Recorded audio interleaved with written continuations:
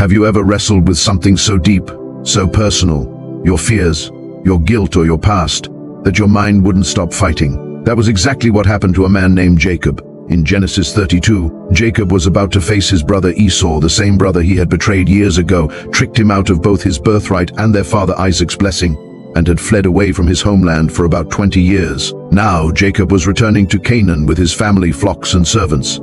Jacob was deeply afraid that Esau, still angry, might attack him.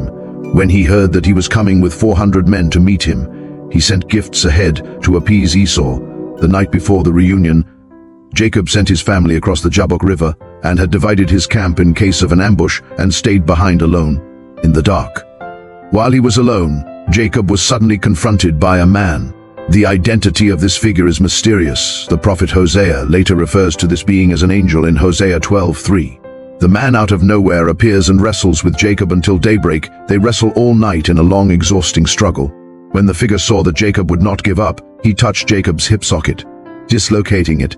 Yet Jacob still refuses to let go. At dawn, the man says, "Let me go, for the daybreak." But Jacob replies, "I will not let you go unless you bless me." This reveals Jacob's spiritual hunger. He wants more than survival. He wants transformation. The man says, "Your name is no longer Jacob, but Israel, because you have struggled with God and with men and have prevailed."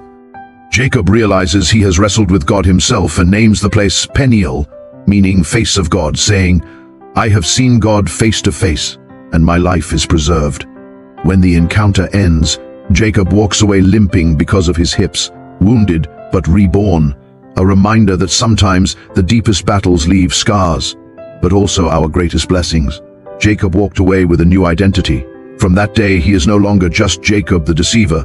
He becomes Israel, the father of a nation and a man transformed by God's touch. This story reflects the human struggle. We sometimes wrestle with God in faith, prayer, pain, doubt, and surrender. Like Jacob, maybe you've been there too, wrestling with anxiety, wrestling with failure, wrestling with a past that won't let go.